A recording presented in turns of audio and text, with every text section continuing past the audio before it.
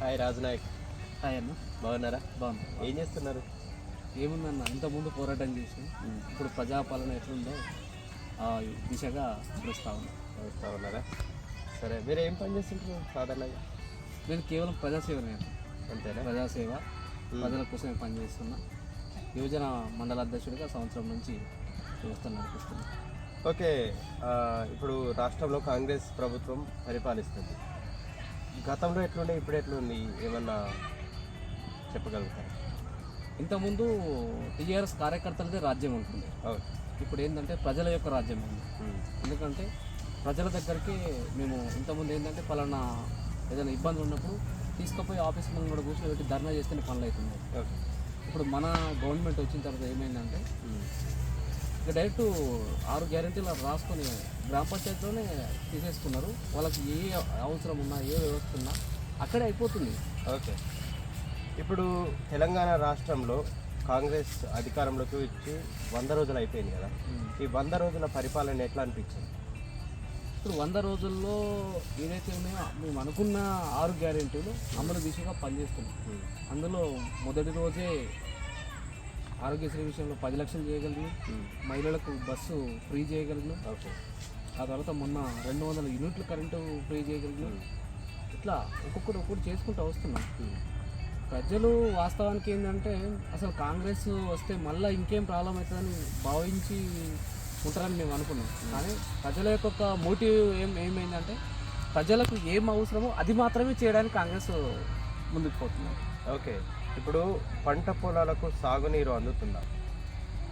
ఇది వాస్తవానికి ఎండాకాలం ఎంట్రింగ్ టైం అని ఈ టైంలో ఖచ్చితంగా పంట యొక్క ప్రభావం అనేది నీటి మీద ఆధారపడే ఉంటుంది. ఆ సందర్భంలో కొంతవరకు బోర్ యొక్క నీటి శాతం అనేది తగ్గుతూ ఉంటుంది. ఓకే, దానివల్ల కొంతమంది ఎండిపోవడం అనేది జరుగుతుంది. కానీ దానికి కాంగ్రెస్కి సంబంధం లేదు. అది ప్రకృతి యొక్క వల్ల జరిగిన చిన్న దానివల్ల జరగచ్చు. కానీ కాంగ్రెస్ వల్లనే పంటలు ఇదైపోవడం, పడైపోవడం అనేది జరగదు. మనము ఏదైతే అనుకున్నామో ఉచిత విద్యుత్తు అందరికంటే మనకు 24 గంటలు అనుకున్నాము. 1 గంట వెనుక ముందు కానీ తక్కువ ఎక్కువ కానీ ఖచ్చితంగా మనకు కరెంట్ ఇవ్వగలుగుతున్నాం. అంటే గతంలో బీఆర్ఎస్ ప్రభుత్వం ఉన్నప్పుడు కూడా రైతులు పంటలు తగలబెట్టుకున్న సందర్భాలు కొన్ని ఉన్నాయి. ఇప్పుడు ఎక్కడో ఒకటి అరాకొరా జరుగుతుంటే దాన్ని హైలైట్ చేసి చూపిస్తాం. దీనిపై మీ అభిప్రాయం ఏంటి? మూర్ఖులు అన్నారు. మూర్ఖులు అంటే ఏంటంటే దానికి దేనికి ఎట్లా ఆనందపడాలో తెలియక ఏ రకంగా ప్రజలకు తప్పుదోవ పట్టించడానికి. ఇప్పుడు మొన్న నేను కూడా చూసినాను, ఒక మన ట్రాన్స్ఫార్మర్ ఎత్తుకొని పోతుంది. ట్రాన్స్ఫార్మర్ కాలిపోయిందన్న, అది కాంగ్రెస్ ఉన్నా, టీఆర్ఎస్ ఉన్నా, బీజేపీ ఏ గవర్నమెంట్ ఉన్నా కాలిపోతే తీసుకుపోయి పెట్టాల్సిందే. దానికి కాంగ్రెస్కి ఏం తప్పన్న? లోకల్గా ఉండి అక్కడ ఉండేటోళ్ళు వాళ్ళకు అవసరం ఉన్నది తీసుకోపోతారు. ఇంకోలేని బోరు బండి తీసుకోపోతారు అని వాడిని పొలంలో నీళ్లు తక్కువైనాయి అని బోరు వేయించుకోవాలి. అది ఎల్లకెళ్ళైనా తీసుకోపోవాలి. దానికి కాంగ్రెస్కి ముడిపడితే ఎట్లా అన్న? కాంగ్రెస్ విషయంలో నీకు ఎక్కడైతే పొరపడుతుందో దాన్ని అడగాలి. పనికిరాని ముచ్చట్లని భూతద్దంలో పెట్టి చూపిస్తున్నారు. వాళ్ళ దగ్గర ఈ social activity, social media activity అనేది ఇంకా అట్లనే ఉంది టీఆర్ఎస్ వాళ్ళ దగ్గర. అది ఫేక్ ప్రచారానికి వాడుతున్నాయి తప్ప వేరేది ఏం లేదన్న. మన ఇప్పుడు కాంగ్రెస్ నీకు రైతులకు నష్టం జరిగే విషయం అనేది ఎక్కడా లేదు. పర్ఫెక్ట్గా వెళ్తూనే ఉంది, ఎక్కడ కూడా ఆగుతలేదు. ఎవడైనా అటువంటి ముచ్చట్లు మాట్లాడితే సంబంధిత అధికారులకు చెప్పాలి. వాటిగా ఫేక్ మెసేజ్లు పెట్టుకుంటూ చేసుడు అనేది వేస్ట్ అన్న, దానివల్ల లాభం ఏం లేదు. ఓకే, 100 రోజుల్లో పూర్తి చేస్తానన్న 6 గ్యారెంటీలు ఎంతవరకు పూర్తయినాయి ఇప్పటి వరకు మనం 4 కంప్లీట్ చేసినాం అన్న. ఒకటి మనకు ఇప్పటి వరకు మనకు మిగిలింది ఏంటంటే 2500 ఏదైతే మహిళలకు ఇస్తామన్నామో అదొకటి పెండింగ్ ఉందన్న. నిన్న కూడా రేవంత్ రెడ్డి గారు మాట్లాడారు దాని గురించి కూడా. ఏమని చెప్పారంటే దాని గురించి కూడా మేము త్వరలోనే మహిళలకు అందించే ప్రయత్నం చేస్తున్నామని చెప్పి. దాంతోపాటు ఇందిరం ఇళ్ళ కోసం 5 మందితో కమిటీ ఏర్పడుతుందన్న త్వరలో. 5 మంది కలిసి అక్కడ ఎవరికి ఇవ్వాలి అనేది, ఎవరు లబ్ధిదారులు అనేది నడుస్తూ ఉందన్న. ఆల్మోస్ట్ 6 గ్యారెంటీలు ఖచ్చితంగా అమలు అవుతాయి అన్న, దాంట్లో వేరే ముచ్చట్లేదు. ఓకే, ఇప్పుడు మహిళలకు ఉచిత ప్రయాణం అని పెట్టారు కదా. ఉచిత ప్రయాణం వల్ల ఆటో ఎవరైతే నడుపుకుంటూ జీవనం సాగిస్తున్నారో వారు మేము నష్టపోతున్నాము, దీనిపై మా జీవనాధారం ఉంది అని చెప్పి ధర్నాలు, రాస్తారోకోలు చేస్తున్నారు. కొన్ని సందర్భాల్లో మనం చూసినాం ఆటో తగలబెట్టుకున్న సందర్భాలు కూడా ఉన్నట్టు మనం చూసినాం. దీన్ని మీరు ఎలా తీసుకుంటారు? దీనికి సమాధానం ఏమి ఇస్తారు? ఇప్పుడు అన్న ఉచితంగా మహిళలకు బస్సు ఫ్రీ ఇస్తున్నారు. దానివల్ల కర్ణాటకలో కూడా క్లియర్ కట్గా నడుస్తున్నారు. అక్కడ నుంచి తీసుకున్న పథకం ఇది. ఆటో వాళ్ళకు నష్టం జరుగుతుందన్న అవాస్తవం అన్నది. వాస్తవానికి ఏంటంటే మనము గవర్నమెంట్ ఏర్పడిన 3 రోజుల తర్వాతనే టీఆర్ఎస్ వాళ్ళు స్టార్ట్ చేసిన ఒక స్టంట్ అది. ఎందుకంటే వాళ్ళకి ఏది చెప్పుకోవడానికి లేక తయారు చేసిన స్టంట్ అది. ఆ గేమ్లో భాగం తప్ప వేరే ముచ్చటేం కాదన్న. అయితే వాళ్ళు ఇప్పుడు ఆటో వాళ్ళకు మీరు ఏదైతే అంటుర్రో వాస్తవానికి ఆటో వాళ్ళకు 10 లక్షల రూపాయల ఇన్సూరెన్స్ కల్పించినాం. 12,000 రూపాయలు ప్రతి సంవత్సరానికి ఎన్నికలకు ముందు జరిగింది కదా. జరిగింది. దాంతోపాటు ప్రతి సంవత్సరానికి 12,000 రూపాయలు కాంగ్రెస్ గవర్నమెంట్ వాళ్ళకు ఆటో వాళ్ళకు ఇచ్చేస్తుంది. దాంతోపాటు చిన్న చిన్న పల్లెటూర్లకు బస్సులు లేవన్న. అంటే బస్సులు ఉన్నా కూడా అది ఒక ట్రిప్పు పొద్దున సాయంత్రం ఉంటుంది అన్న. అటువంటి ఆటో వాళ్ళకి ఎవ్వరు కూడా ఏ ఇబ్బంది లేదు. ముఖ్యంగా గృహిణులకు ఎక్కడైనా పోయినా కూడా ఈ ఆటోలనే ఉపయోగించుకుంటారు. ఎవరికి ఉపయోగపడుతుంది ఉచిత బస్సు? ఎక్కువగా మన ఏదైతే ఎంప్లాయీస్ ఉమెన్స్ ఉంటారో వాళ్ళకు, బాగా దూరం వెళ్ళే మహిళలకు ఉపయోగపడుతుంది. దానివల్ల వాళ్ళ ఆటోలు ఎక్కే పరిస్థితి ఉండదు. ఆటోలు ఎక్కితే ఒక్కొక్క దానికి 50 నుంచి 100 రూపాయలు ఇదవుతుంది. బస్సులు దాన్ని వాడుకుంటారు. దానికి కావాలని ఏంటంటే ఇష్టం మీరు చూసారు కానీ కేటీఆర్ మొన్న ఎక్కిన దానికి అది బస్ ఆటో కూడా ఇక్కడిది కాదు. దానికి కెమెరాలు కట్టుకొని అంత స్టంట్ అన్నది స్టంట్ అంతే తప్ప ఎవరికి ఏ ఇబ్బంది లేదు ఈ విషయంలో. ఓకే, రాష్ట్ర ప్రభుత్వం పడిపోతుంది అని బీఆర్ఎస్ పార్టీ వాళ్ళు కొందరు కామెంట్స్ చేస్తున్నారు. దీనిపై మీరేమంటారు? కాకి శాపనార్థాలని చెప్తాను నేను. కాకి శాపనార్థం చేస్తాను. మనిషి చనిపోతే నాకు పిండం పెడితే తింటామని. ఎప్పుడు కూడా చనిపోయిన దానికి ఎవరైనా పిండం పెడితే కాకి అందుకోవచ్చు, కానీ బతికున్న మనిషి చచ్చిపోతే నాకు పిండం పెడతానంటే ఆలోచిస్తే ఏముందన్న. ఆయనకి నడవలేని పరిస్థితిలో ఉన్నాడు. ఆయన ఎప్పటికీ బోర్ల బొక్కల పడి ఉన్నాడు, వీల్ చైర్లో తిరుగుతుండు. అటువంటి దానికి మనము ఇప్పుడు పడిపోతే నేనే వస్తా పడగొడతా 3 నెలలైంది. మరి నువ్వు పడగొట్టే మగోని అయితే ఏం పడిపోయింది? మల్లారెడ్డి ఆగం అవుతుండు. కాంతారావు ఆల్రెడీ కలిసిపోయిండు. ప్రతి ఒక్కరు కాంగ్రెస్ అనుకుంటే తెల్లారి వరకు మొత్తం తీసుకునే పరిస్థితి చేస్తుంది. కాకపోతే అది కాదు కదా, ప్రజాపాలనలో ఖచ్చితంగా ప్రతిపక్షం అనేది హుందాగా వ్యవహరించినప్పుడు మాత్రమే ప్రజలకు ఏం చేయాలనేది మనకు కూడా అర్థమవుతుంది. కాంగ్రెస్ అంటేనే ప్రభుత్వంలో ఉండే ఏదైతే ప్రజలు ఉన్నారో వాళ్ళకి సంక్షేమం కోసం ఆలోచిస్తారు తప్ప ఏదో కాకి శాపనార్థాలకు భయపడు ఇబ్బంది పడు అనేది జరగదు. ఓకే, ఇప్పుడు రాష్ట్ర ప్రభుత్వం మారిన తర్వాత ప్రభుత్వ అధికారుల తీరు ఎట్లుంది అంటే అప్పుడు ఎట్లుంది ఇప్పుడు ఎట్లుంది? అధికారుల తీరు వాస్తవానికి కార్యకర్తలకు రాజ్యం లేదన్నది.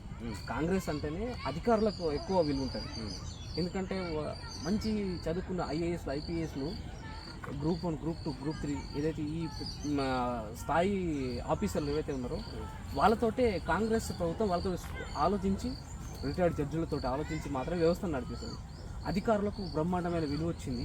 1 తారీఖు జీతం పడుతుంది. వాళ్ళకు డిఏలు మొదలైనవి. మొన్న ఆర్టీసీ వాళ్ళకు కూడా వాళ్ళకు కావాల్సిన అవి కూడా ఫిట్మెంట్ కూడా రెడీ చేస్తారు. అధికారులకు బ్రహ్మాండమైన విలువ వచ్చిందన్న. స్టేషన్ కొత్త ఇంతకుముందు పోతే ఒకటి ఏదైనా టీఆర్ఎస్ కార్యకర్తను పోవాలన్న ఇప్పటికిప్పుడు మీరు వెళ్ళండి రండి, ఎవ్వడు అవసరం లేదు. నువ్వు పోయి పిటిషన్ పెట్టగానే నీ సమస్య ఏందని తెలుసుకుంటారు, పంపిస్తారన్న. ఇంకో కార్యకర్త అవసరం లేదు. కాంగ్రెస్ కార్యకర్తగా నేను గొప్పగా చెప్పుకుంటున్నాను. నాతో అవసరం లేకుండా పని చేసుకుంటారు అన్న. దట్స్ కాంగ్రెస్ అన్న. ఓకే, ఓవరాల్గా కాంగ్రెస్ పాలనపై ప్రజలు ఏమనుకుంటున్నారని మీరు అనుకుంటున్నారు? ఓవరాల్గా ఏంటంటే వాళ్ళు కొంచెం ఇంతకుముందు డైలామా నుంచి డైలాగ్లోకి వచ్చేసారు. కాంగ్రెస్ అంటేనే ప్రజలతోటి ఉండే పార్టీగా, ప్రజలతోటి ఉండే వ్యవస్థగా భావిస్తారు అన్న. ప్రజలకు ఏం కావాలనేది తను ఇంటి దగ్గరికి పోయి తెలుసుకున్నాక ఇంకేం మోసం ఉంటుందన్న.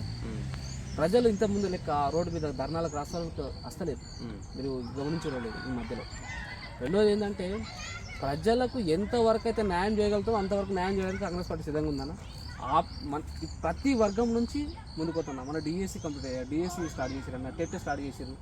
మా లాస్ట్ టైం పెట్టిన కానిస్టేబుల్కి కూడా ఇంతకుముందు చేసిన మన గురుకుల స్కూల్ టీచర్లు కూడా అందరికీ ఇచ్చేసారన్న, జాబ్లు ఇచ్చేసారు. ఓకే, ఇప్పుడు మొన్నటి మొత్తం 36,000 చిల్లర పోస్టులకు వాళ్ళు. ఈ విషయంపై బీఆర్ఎస్ వాళ్ళు ఏమంటారు అంటే మేము ఇచ్చిన నోటిఫికేషన్లకు వాళ్ళు ఉద్యోగాలు ఇచ్చి మేమే ఇచ్చినామని చెప్పుకుంటున్నారు అంటున్నారు. ఇప్పుడు అది ఆ మాటకు వస్తే అన్న ఎప్పుడు కూడా వ్యవస్థలో ఏమవుతుందంటే ప్రభుత్వము నిరంతరం నడుస్తూ ఉంటుంది. నడుస్తూ ఉన్నప్పుడు నువ్వు చేసుకోవచ్చు కదా అంతకుముందే. ప్రజల యొక్క డబ్బుతోటి నువ్వు ఎలక్షన్ మన ఇది పరీక్షలు నిర్వహించవు, వారికి అన్ని రకాలుగా అర్హతలు ఉన్నాయి, అతనికి ఇచ్చేసాను. ఇక నువ్వు ఇచ్చింది ఏది ఇచ్చేయడం కాదన్నా. ఇప్పుడు దాన్ని క్యాన్సిల్ చేయమంటావా? చేత కదా. ఎన్నికలకు ముందే ఉద్యోగాలు ఇచ్చేది ఉండే అంటారు మీరు. అట్లా ఇచ్చినా ఇట్లా ఇచ్చినా అభ్యర్థికి అయితే మనం అయితే రిజల్ట్ ఇవ్వాల్సిందే కదా. ఇవ్వాల్సిందే. ఆ రిజల్ట్ అని నేను చెప్పాను. వాళ్ళు ఎందుకు ఇవ్వలేకపోయారు అనుకుంటున్నారు? నేనేమనుకుంటున్నా అంటే వాళ్ళు ఏంటంటే స్టంట్ ఏర్పాటు చేసి, స్టంట్ ఏమని ఏర్పాటు చేసిరంటే ఆ భయంలోనన్నా మాకు ఓటేస్తారని చెప్పేసి అనుకున్నారు. కానీ ప్రతి పౌరుడు తెలంగాణలో ప్రతి ఓటరు కాంగ్రెస్ వైపు తిరిగేసరికి వాళ్ళకి అర్థం కాలేదన్న. నువ్వు ఎలక్షన్ రిజల్ట్ ఆపుకొని ఓట్లు వేస్తాను నువ్వు భావించినావు, కానీ నీకు అట్లా ఓటు పడలే. కాంగ్రెసే ఇస్తుందని వాళ్ళు అనుకున్నారు, కాంగ్రెస్ ఓటు వేసారు, వాళ్ళ ఉద్యోగాలు వాళ్ళకి ఇవ్వాల్సి ఉంది, ఇచ్చేసినాం. అలా నువ్వు నిర్వహించినావు. దేశంలో ఎప్పుడు కూడా వ్యవస్థ నడుస్తూ ఉంటుంది, మధ్యలో రిజల్ట్ వస్తూ ఉంటుంది. ఆ ప్రాసెస్లోనే వ్యవస్థ నడుస్తూ ఉంటుంది. దానికి నువ్వు ఇచ్చినావు నేను ఇచ్చుకోవడం అనేది అది కరెక్ట్ కాదు. ఇప్పుడు ఏదైనా సరే ఈ పార్క్ ఉంది, రేపు మళ్ళీ ఇది బీఆర్ఎస్ స్టార్ట్ చేసింది అనుకున్నాం, రేపు కాంగ్రెస్ అయితే దీన్ని కొనసాగించాలి కదా. టీఆర్ఎస్ వాళ్ళు చేసారు కాబట్టి దీన్ని నేను మొత్తం నాశనం చేస్తాను, నడుస్తాను. వ్యవస్థలో భాగం కాంగ్రెస్ అనేది దీనికి కూడా మంచిగా సమానత్వంగానే పోతుంది తప్ప వేరే ముచ్చట కాదు, అట్లా ఏం లేదు. ఓకే, ఇప్పటికీ అంటే కొన్ని అవి విమర్శలు అనుకోవచ్చు, లేకపోతే ఏవైనా అనుకోవచ్చు, కానీ ఇప్పటికీ రైతు బంధు పడలేదు, లేకపోతే పెన్షన్లు అందడం లేదని కొన్ని ఆరోపణలు వస్తున్నాయి అన్న. రైతు బంధు విషయంలో నేను ఓపెన్ చెప్తున్నాను, మా వాళ్ళు చెప్పకపోవచ్చు కానీ నేనైతే చెప్తున్నాను. పంట వేసిన వాడికి రైతు బంధు ఇవ్వాలన్న. ఎందుకన్నా ప్రజల యొక్క సొమ్ము గుట్టలకు చెట్లకు పుట్లకు ఇచ్చాడు ఏందన్న. అట్లా చాలా నష్టం జరుగుతుంది. దాని గురించి ఆలోచించి ఒక్కొక్క స్థాయి నుంచి ఒక్కొక్క స్థాయికి మెల్లిమెల్లిగా మారుతూ ఉన్నది. ఇప్పుడు 5 ఎకరాల దాకా రైతు బంధు అయితే వేయడం జరిగింది. అంటే ఈ ప్రాసెస్ ఎవరికైతే 5 ఎకరాల లోపు ఉన్నారో వీటిని ఫిల్టర్ చేయడానికి లేట్ అవుతుందంటారు. నేను అట్లా అనట్లేదు. ఇప్పుడు ఎవరికైతే జరిగిన మన రేవంత్ అన్న గారు తీసుకున్న నిర్ణయం అయితే చెప్తున్నా, 5 ఎకరాల వరకు అయితే వేయగలదు. మరి నెక్స్ట్ తను నేను ఏం నిర్ణయం తీసుకుంటాను అనేది కూడా మాకు కొంచెం టైం పడుతుంది. అన్న కూడా మాకు చేయాలి, రీప్ లేదు. ఓకే, మొత్తానికి కాంగ్రెస్ ప్రభుత్వం తెలంగాణలో అధికారంలోకి వచ్చింది. అసలు ఊహించారు, ప్రజలు ఊహించలేదు, ఎవరు ఊహించలేదు, ఈవెన్ ఎమ్మెల్యేలు కూడా ఊహించలేదు. ఈ 5 సంవత్సరాల పరిపాలన ఎట్లా అందిస్తారని మీరు అనుకుంటారు? ఈ 5 సంవత్సరాల పరిపాలన ఇప్పుడు కనబడుతుంది అన్న. 6 గ్యారెంటీలు అమలవుతాయి అన్న. 6 గ్యారెంటీలు అమలైనాక ఇప్పుడు అన్న ఆన్ ప్రాసెస్లో జరుగుతున్నాను. ఆన్ ప్రాసెస్లో ఒక్కొక్కటి 100 రోజుల్లో అమలు చేసుకుంటూ రావాల్సి 4 చేసినా ఇప్పటికి. మిగతా ఏదైతే ఉన్నాయో గ్యారెంటీలు మొత్తం ఇచ్చిన గ్యారెంటీలు 24, 6 గ్యారెంటీలే. 6 గ్యారెంటీల కింద ఒక్కొక్క గ్యారెంటీ కింద 5, 6 కింద సబ్ ఉన్నాయి. ఆ సబ్ అనేది అందరికీ అర్థం కాలేదు. ఇప్పుడు నేను చెప్తున్నా ఏంటంటే ఇందిరమ్మ ఇల్లు అవసరం, దానికోసం ఆల్రెడీ ఇందిరమ్మ కమిటీ ఏర్పడుతుంది. ఇట్లా ఇప్పుడు మన వృద్ధుల పెన్షన్ గురించి ఆల్రెడీ దానికి జియో వచ్చింది, దాని వ్యవస్థ నడుస్తుంది. అట్లాగే ప్రతి దానికి ఇప్పుడు 2500 ప్రతి మహిళకు, దాని గురించి కూడా మన రేవంత్ రెడ్డి మాట్లాడి అన్నగారు ఏదైతే అనుకున్నామో అదంతా చేసుకుంటూ వెళ్తున్నారు. ఇలా ఎక్కడ కూడా ఆగే ప్రసక్తే లేదు. కానీ మనకు తక్కువ టైంలోనే మళ్ళీ ఎలక్షన్స్ వస్తున్నాయి. రేపటి నుంచి కోర్టులో ఉంటుంది అన్న. అందుకే చూసుకుంటూ వెళ్తుంది. ఈ ఎలక్షన్ తర్వాత కూడా మిగతా ఏదైతే పథకాలు ఉన్నాయో అవి కూడా అమలు అయిపోయాయి పొజిషన్ ఉంటుంది. Okay Raju Nayak, thank you.